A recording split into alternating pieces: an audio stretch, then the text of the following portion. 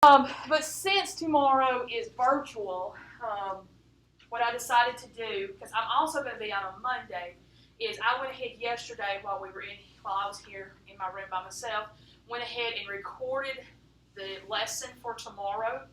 Okay, so here's what needs to happen. I'm not telling you have to watch it tomorrow, but you need to have watched it before you get back here on Monday, because your assignment on Monday is dealing with the notes that you need to look at and know tomorrow. Does that make sense to everybody?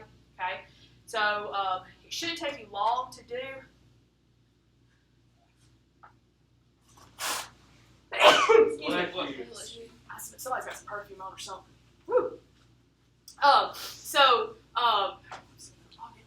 Just make sure that you have watched it, or if you're going to plan on watching it in classes, as I said, it's not going to take you 10 minutes, 15 minutes to do that assignment on Monday, but just make sure you have some earbuds, because the whole class doesn't need to hear me talk 15 times, okay?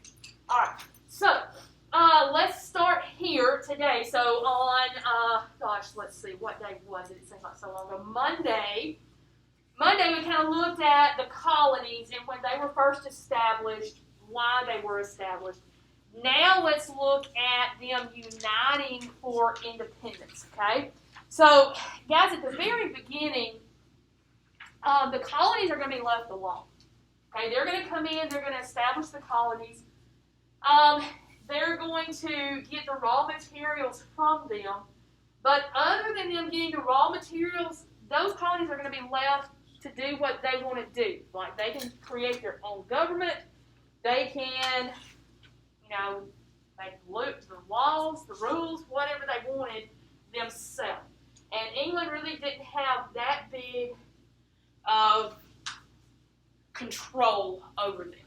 Okay? Then we're going to have an event that's going to happen. That event that happens is called the French and Indian War. Okay? This is going to happen in the 1750s. And guys, basically, and I don't have it up there, you may want to put this note somewhere in there, that the French and Indian War was a war over land in what we now call Ohio and Pennsylvania. Okay, that's what that was basically over. But it was the French trying to take land that had already been claimed by the English, or the English said that they had already claimed. Okay, the way the Indians get in is because they kind of start fighting for one of the sides. Okay, You said it was for Ohio and what other? Pennsylvania was the other, what would be today the state. Okay, so guys, once this happens, once the war breaks out, England's got to do several things. Number one, they've got to protect their colonies. To protect their colonies, that means they've got to send troops over. Well, to send troops over, that means you've got to send them with supplies. You've got to send them with guns, ammunition. I mean, you've got to send them to fight the war. And then you just got to get them over here. Yes, there were troops here, but majority of them's going to have to sail across the Atlantic Ocean.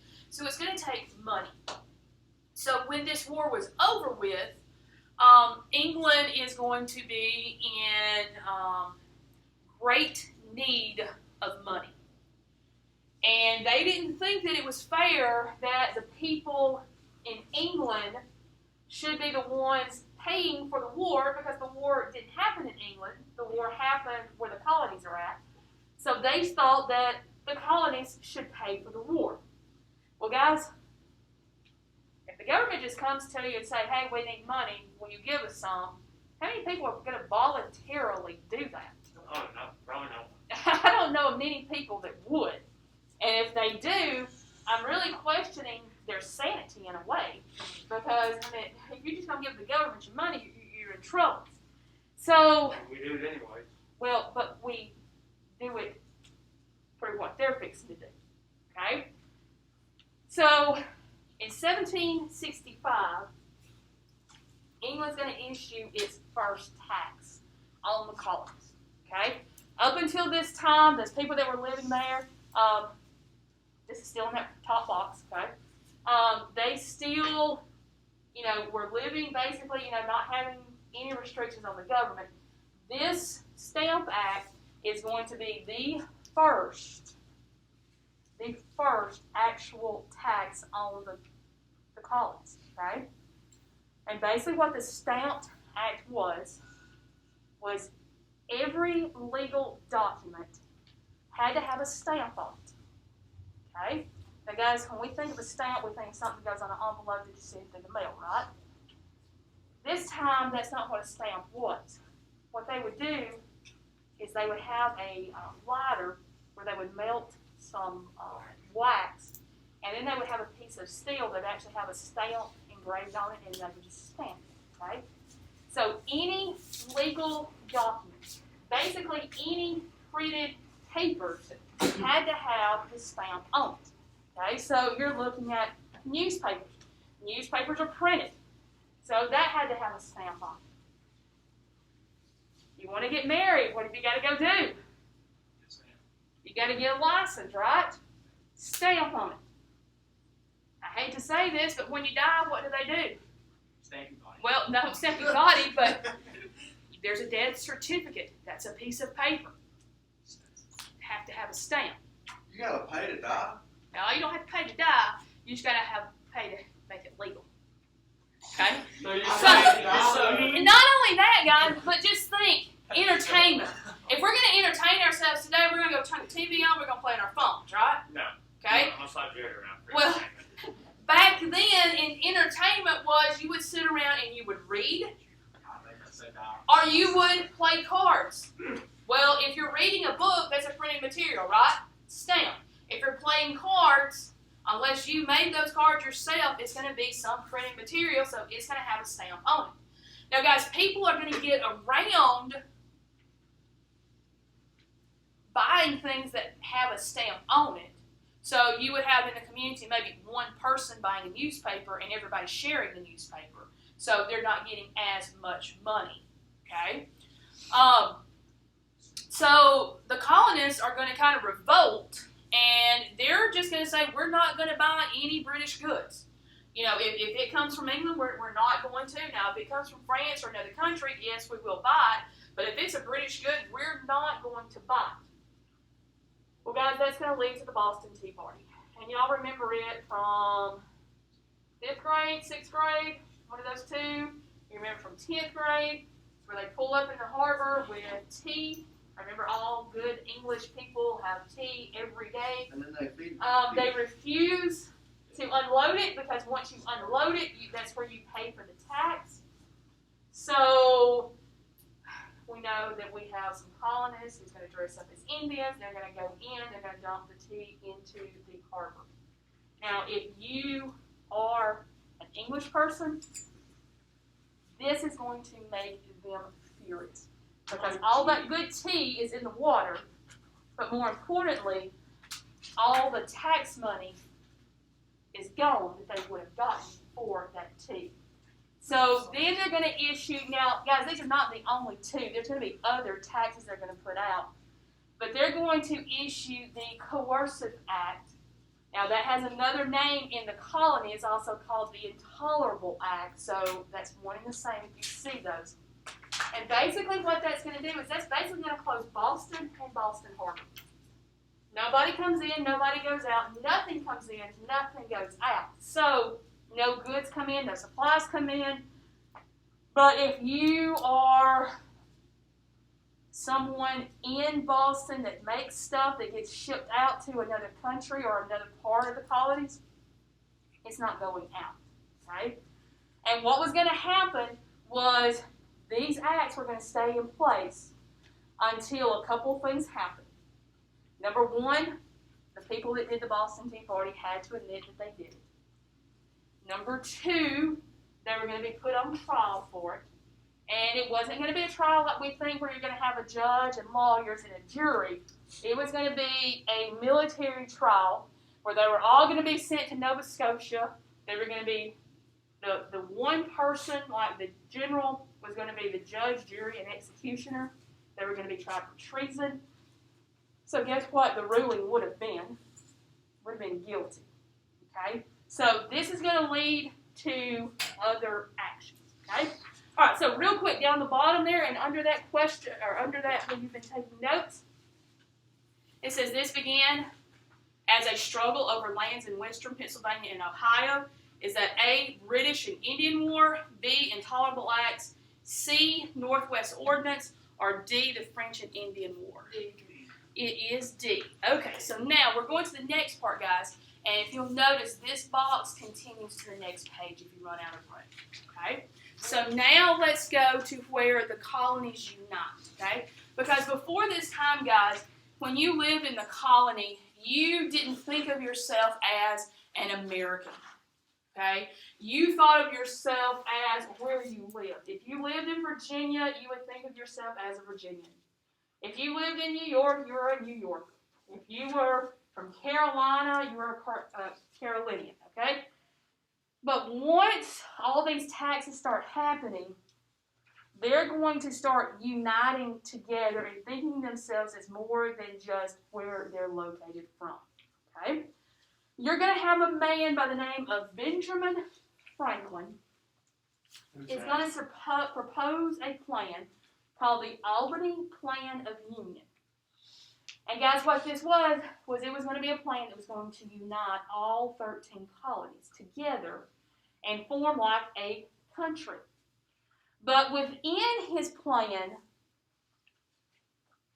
most people thought that it gave too much power to a small little group.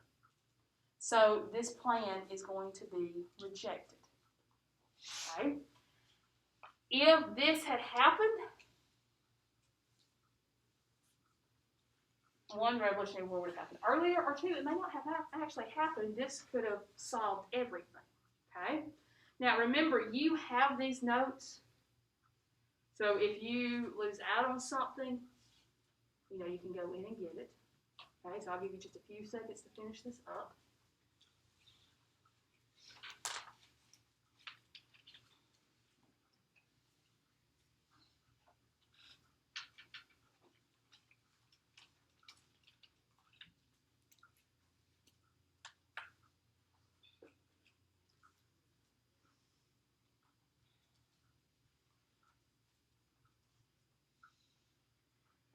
Okay, so now, because this is rejected, and because the king just keeps putting pressure on the colonists, they keep putting taxes on the colonists, we're actually going to have the first organized meeting of the colonies, okay?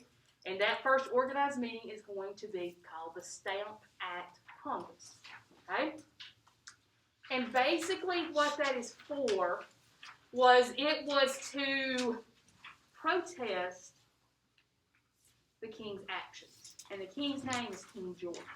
Okay, so they're going to protest his action. But guys, other than that, nothing's really going to happen. There was no real direction, no organization with this. It was just a bunch of men getting together saying, we don't like this, we don't like King George. Okay? But the next organized meeting we have, and this one is the one that's going to kind of get the ball rolling.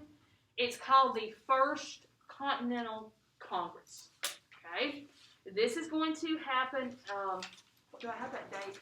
I have that top date of 1774. Okay, so we go 9 years between these two meetings where the king is still putting taxes on them. Okay? So you're going to have the First Continental Congress is going to meet in September of 1774. Okay? They asked that every colony send delegates. The one colony that didn't send anyone is Georgia. But guys, it's not because Georgia didn't agree to the things that were going on. What time of year is this? 1774. No, what time of year? It's September. Cold. Fall. Okay, it's fall. What do most people do for a living during this time period? We're farming. We're harvesting. Okay? So, number one, we're harvesting, so we need to make sure that our crops are taken care of. Okay? But number two, this meeting takes place in Philadelphia. If I'm in Georgia, and I've got to travel to Philadelphia, that's going to be a pretty long journey for me to have to go. So it's going to take more time. I mean, today we could get there in a day. I mean, if we fly, we can be there within hours. We take a train, we could be there within hours. If we drive, we can be there within 24 hours, okay? But during this time, the only way that we've got to go is either by Horseback. horse or we're going to go by feet. And either way, both of those are going to take a really long time to get there. So that's why Georgia really does not send any delegates. Also at this time, I don't know if y'all know this, but Georgia, do y'all know why it was set up? Georgia was set up as a penal colony, meaning that if you had gotten trouble and in jail in England, a lot of times you would be sent to the colony of Georgia. So that's how it was established, is like a criminal colony. Okay? That's why there's so much crime there now. No, I don't think so. Now, guys, at this meeting, there were a couple of decisions that they made. So the first decision that they're going to make is, number one, they're going to put an embargo on all British goods, meaning we're not going to buy any British goods, okay? And then the second decision is they basically said, if nothing happens with this situation does not improve, within a year, we will meet together again. Okay? I hope y'all left some room because we have another slide. Okay? Sorry. But guys, we don't have to go a year. The meeting happened in September. Things escalate really, really fast. By April the 19th, we have what is called the shots heard around the world. We have the Minutemen on ready. Y'all know Paul Revere's Ride. Y'all heard that poem? One if I land, two if I sea. How are the British troops coming in? The redcoats. Okay? This is where this happens.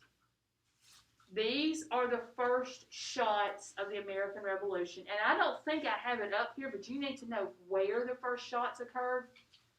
That is going to be in two towns in Massachusetts called Lexington. And if you're in the South, you're going to say Concord. But up there, they call it Concord. Concord. That's where the first shots of the American Revolution is going to be fired. And that's going to happen on Lexington and Concord on April the 17th, 1775. So now, we can't wait till September. So now that Congress is going to have to come back and meet again earlier. So within just a couple of weeks, we're going to have the Second Continental Congress is going to meet. Okay? So here's what's going to happen at that next meeting. Number one thing that's going to happen is Congress is going to act as a central government for the colonies. So the colonies are going to unite together. Basically, a little less than 10 years from the time where Ben Franklin tried to get them to come together as a group. And the second thing they're going to do, they know that they're going to need a leader during this time. So they're going to elect John Hancock is going to be the president. Okay? He is not the first president of the United States because at this time, we're still not an independent country. Okay? The other thing they're going to do that I don't have up there is they know they're going to need a leader for the military. So who do they put in charge of the military? George Washington. George Washington is going to be the head of the military at that point. Okay? All right, so let's look at that question there. It says, the first battles of the Revolutionary War were fought at, is that Washington, D.C. and Boston, Annapolis and Concord, Boston and New York, or Lexington and Concord? So the answer would be D. Okay? Now, guys, we're not going to go through the Revolutionary War. We know that it's going to be from 1775 into the late 1700s, or late 1770s. It's going to be fought for several years. France is going to come over and help the colonies. That's probably going to be one of the only reasons that we actually win our independence, okay? But let's look at the independence, okay? Once we declare war, we got to convince everybody that's living in these colonies that this is a good thing, that we can survive without England's help. We can be independent, okay? So you're going to have a man by the name of Thomas Paine. He's going to write a pamphlet. Now, guys, basically today this would be like a blog post, okay? Or a social media post, something on Facebook. And basically he just goes in and he explains to the colonists why we needed independence, how we would get independence, any and every way that he could to influence them. So once people read this, they're more on the bandwagon. Yes, let's go fight for our independence. Okay? But guys, we've got a problem. King George knows we're upset, but he really doesn't know how upset we were. So they also decide that we need to submit a document to him and telling him, this is why we are going to fight you. So they have a man by the name of, and it's not up there, so you're going to need to know his name, Thomas Jefferson. I've heard that name before. You've heard that name before. Very good. They are going to put him in charge of writing the Declaration of Independence. Okay? So when he goes in and writes it, he's going to present it to that Second Continental Congress on July the 2nd, 1776.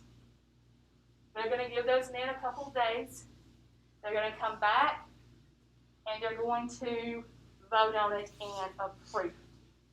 So basically, guys, this is a letter to King George that they sent over, and they say, this is what is wrong. This is why we are going to fight. This is the document here. Okay? All of these men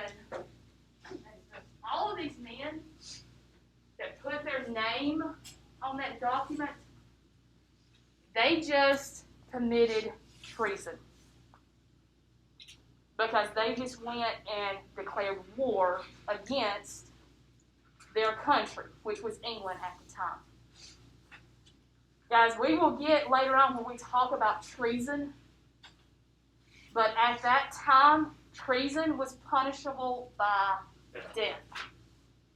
So all of those men knew that when they put their name on there, that there was a possibility that if this didn't work out, if they didn't get their independence, that they would be tried, they would be convicted, and they would be executed by hanging. Anybody ever told you to put your John Hancock right here? Your signature. That's your signature. Well, the reason it's called your John Hancock is because John Hancock was one of the first to sign it. And if you actually look at that over there, it's the first one. It's the biggest. It's the largest one here. Right. Here's his name. So it stands out more than anything. They send this over. This is basically saying, King George, you're put on notice. Yes, we've been fighting, but we're going for our independence now. Okay? All right, so once that happens, Second Continental Congress is going to send word to each of the colonies that they need to create their own governments and get ready, because once we become an independent nation, those governments would go into effect. Okay? All right, last question down there on the bottom. It says, this man wrote the original draft of the Declaration of Independence. Is that Thomas Jefferson, John Adams, Ben Franklin, or Samuel Adams? That would be Thomas Jefferson. Okay? All right, so tomorrow you are actually going to look at the Articles of Confederation. We're not going to go through the Revolutionary War. I hope you know how it ends, which is the colonies winning. They get their independence, okay? Then they're going to create a government based off of this document, the Articles of Confederation, okay? So this is like our first constitution, okay? So I'm going to go through it tomorrow in that video. So take your notes home so you can take some notes there. I'll go through, tell you the good things, the bad things, and anything it accomplished, why we do not have this today, okay? On Monday, you've got a review of this, and then on Tuesday, we'll do the last part of this, is where we actually try to fix what's wrong with the Artists Federation, and then when we can't fix it, we just decide that it's just best to start over. Okay? Guys, I did bump tests back. I had told you that it was going to be the 11th next Thursday, but I bumped it back to next Friday will be your test on the 12th. Okay? You will actually review, do your study guide next Wednesday. Okay? Anybody have any questions? All right.